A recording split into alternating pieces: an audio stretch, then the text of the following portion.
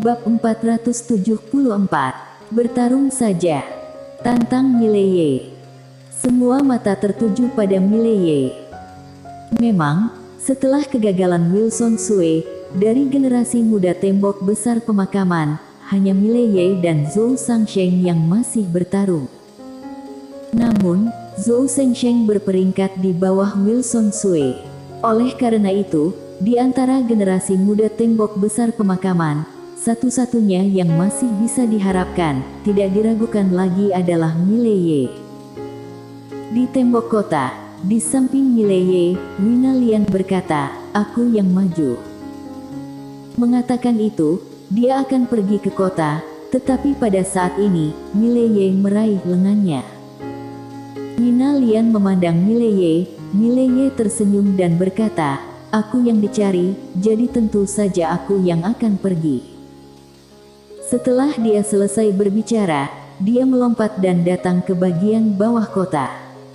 Dia berjalan di depan Wilson Sue, lalu mengeluarkan buah penyembuh dan menyerahkannya kepada Wilson Sue. Wilson Sue memandang Mileye, sangat kuat. Mileye mengangguk, "Aku tahu." Dengan mengatakan itu, dia berbalik dan berjalan menuju pedang Moye. Pedang Moye menatap Mileye yang mendekat, dan berkata pelan, "Sebelumnya, kupikir Wilson Sue adalah lawanku, tapi sayangnya, dia sedikit mengecewakanku. Sekarang, kuharap." Pada saat ini, Mileye tiba-tiba berkata, "Mengapa banyak omong kosong? Mulai saja." Setelah itu, dia tiba-tiba bergegas menuju pedang Moye dengan pedang di tangannya. Yang paling dia benci adalah banyak omong kosong sebelum perang. Kecepatan Mileye sangat cepat, dalam sekejap dia datang ke pedang Moye dan menebas dengan pedang.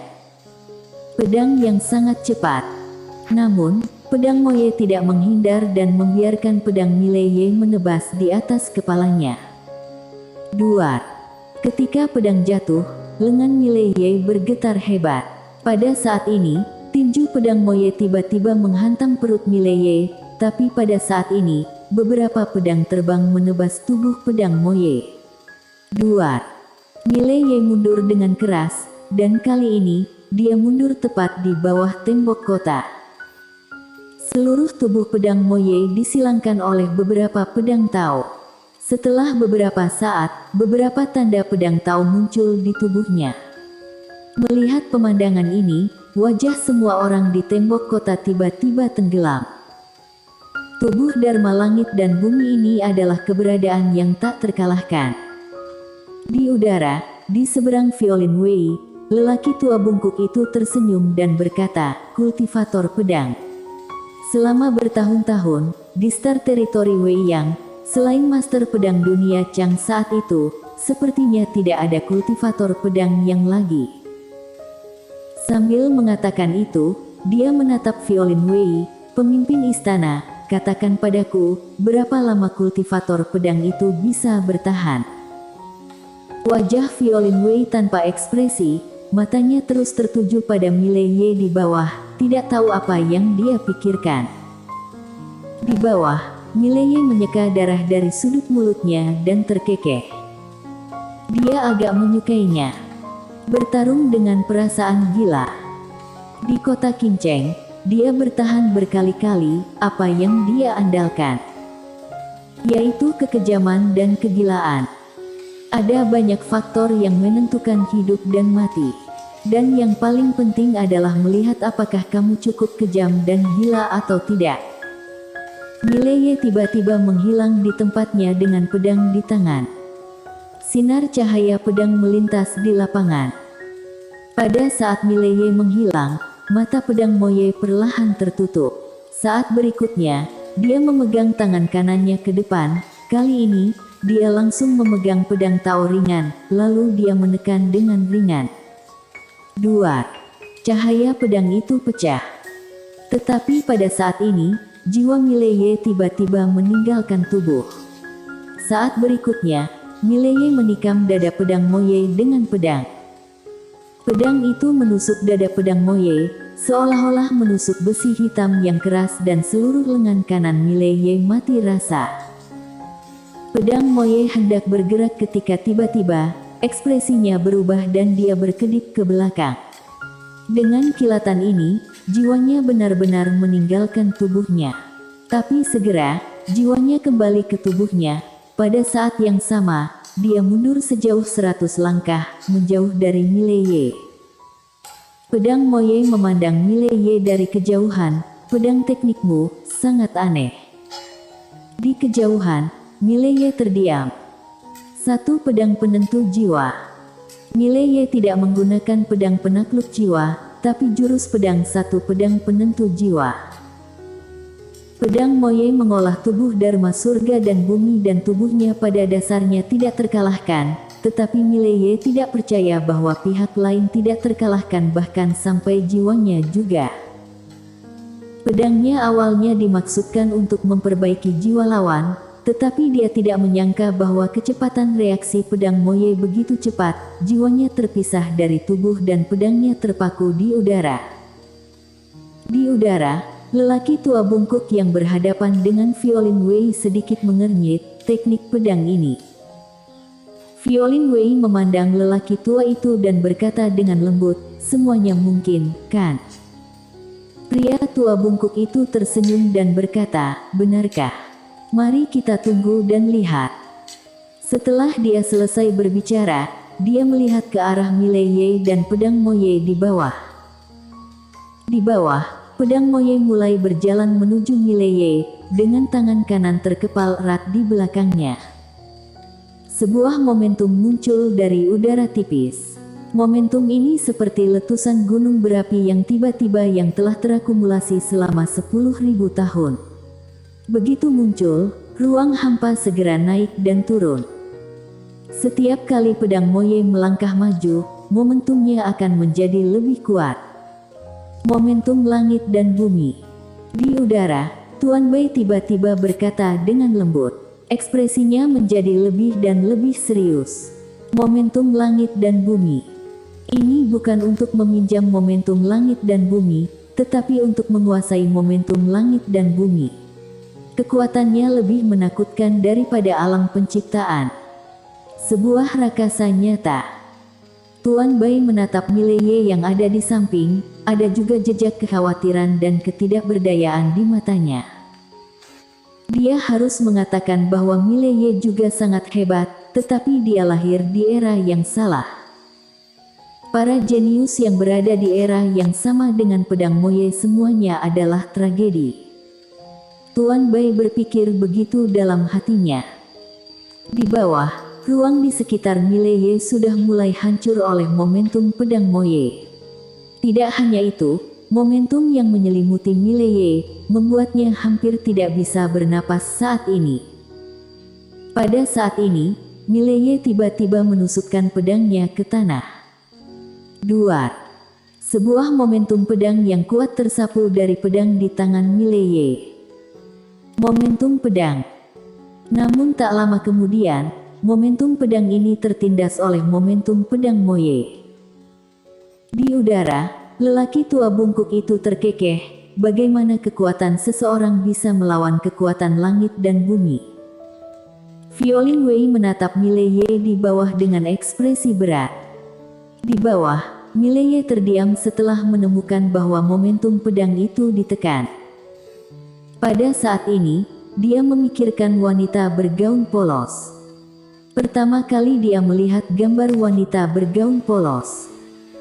Seorang wanita bergaun polos berdiri di haluan perahu, sebuah pedang datang, sungai dikuras dan dipadatkan menjadi pedangnya.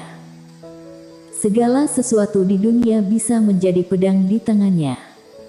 Dan di bawah pedangnya, segala sesuatu di dunia ini sangat rapuh. Mileye melihat pedang di tangannya, pedang itu adalah pedang biasa. Dia memikirkan kata wanita bergaun polos. Pedang lebih kuat karena manusia. Pedang lebih kuat karena manusia. Jika kamu kuat, sepotong rumput juga dapat membunuh langit dan menghancurkan bumi.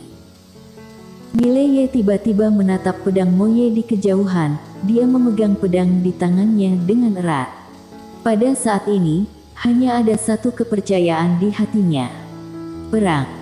Mileye tiba-tiba melihat ke arah pedang Moye yang tidak jauh darinya. Saat berikutnya, momentum pedang yang kuat menyapu keluar dari tubuhnya. Jiwa pedang. Jiwa pedang yang pernah dia hilangkan muncul kembali saat ini. Dengan munculnya dua jiwa pedang, suara pedang Tao tiba-tiba bergema di langit. Di udara, Wei Yang. Untuk pertama kalinya, senyum muncul di wajahnya, momentum langit dan bumi. Saat dia mengatakan itu, dia melihat ke arah lelaki tua bungkuk di seberangnya. Apakah kamu tidak pernah mendengar bahwa manusia bertekad untuk menaklukkan langit? Jika aku seorang kultivator, jika tidak ada hati yang menentang langit, lalu untuk apa aku berkultivasi? Pria tua bungkuk itu tanpa ekspresi, ini hanya terobosan dalam keadaan pikiran seseorang, bagaimana mungkin? Violin Wei menunduk, kalau begitu mari kita tunggu dan lihat. Pria tua bungkuk itu juga melihat ke bawah. Di bawah, momentum pedang yang terpancar dari Mileye menjadi semakin kuat. Pada akhirnya, momentum pedang miliknya benar-benar melawan momentum kuat pedang Moye. Mileye berjalan menuju pedang Moye dengan pedang di tangan, pedang spiritual itu bergetar hebat di tangannya. Pedang Moye melirik Mileye.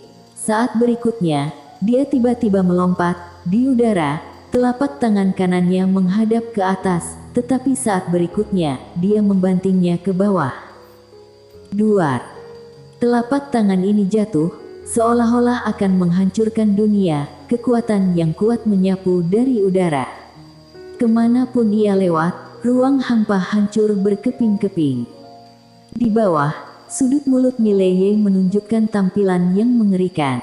Dia menginjak dengan kaki kanannya dan langsung berubah menjadi pedang Tao, lalu naik ke langit. Jurus satu pedang menentukan hidup dan mati. Kali ini, dia tahu betul bahwa jika dia kalah, dia pasti akan mati. Kali ini, jika dia tidak dapat memutuskan hidup atau mati pihak lain, dia harus mati sendiri. Pada saat ini, hanya ada satu pikiran yang tersisa di benak Mileye. Perang. Saat Mileye melayang ke langit dengan pedangnya, pedang Tao meraung dan mengguncang langit. Di bawah perhatian semua orang, pedang Mileye robek sepanjang jalan. Pada akhirnya, pedangnya menusuk telapak tangan pedang Moye. Duar. Langit dan bumi bergetar hebat, dengan mereka di pusat, ruang hampa dalam jarak 1000 kaki di sekitar mereka langsung meledak menjadi jaring laba-laba. Di depan Mileye, pedang Moye menatap Mileye dengan dingin.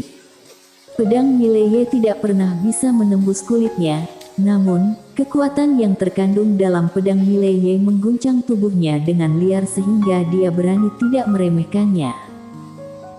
Telapak tangan pedang Moye dengan kuat menempel pada pedang Mileye. Tiba-tiba, dia meraih pedang Mileye lalu menyelinap ke depan, dan membanting telapak tangannya ke dada Mileye. Namun, hampir pada saat yang sama, beberapa pedang terbang langsung menebas di titik-titik vital dari tubuh pedang Moye. Duar. Mereka berdua mundur dengan keras. Dalam proses mundur, Mileye menunjuk ke depan. Tes. Cahaya pedang Tao terbang ke arah pedang Moye seperti lampu listrik. Dalam sekejap, ia terbang ke arah pedang Moye dan pedang Moye mengangkat telapak tangannya ke depan, berhenti. Suara itu jatuh, semua pedang terbang terhenti di tempatnya. Kekuatan ruang hampa. Telapak tangan pedang Moye menekan ke depan dengan ringan, pergi. Suara itu jatuh, semua pedang terbang terbalik, menebas lurus ke arah Mileye. Kecepatannya sangat cepat, sama sekali tidak lebih lambat dari pedang terbang Mileye. Namun, pedang terbang ini menghilang tanpa suara begitu mereka tiba di depan Mileye. Pedang Moye memandang Mileye di kejauhan, lalu berkata dengan lembut, Aku harus mengatakan, kamu benar-benar ulet dan ada tanda-tanda semakin kuat. Berbicara tentang ini, dia mengepalkan tangan kanannya perlahan. Untungnya, aku tidak membencimu pada awalnya. Jika tidak, aku khawatir aku akan menderita kerugian besar. Tubuh Dharma langit dan bumi bukan berarti tak terkalahkan, pedang Mileye sudah bisa melukainya. Dan jika dia memiliki sedikit penghinaan sebelumnya, penghinaan ini mungkin akan membunuhnya. Jangan pernah meremehkan musuh. Ini adalah peringatannya untuk dirinya sendiri. Pedang Moye tiba-tiba mengangkat tangan kanannya, menghadap Mileye di udara, dan berkata dengan nada menghina, sudah waktunya untuk mengakhiri pertarungan ini. Setelah mengatakan itu, tangan kanannya tiba-tiba terbuka. Dalam sekejap, ruang hampa di sekitar Mileye benar-benar mulai berputar.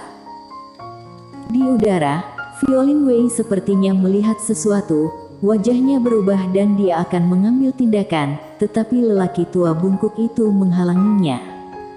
Bersambung.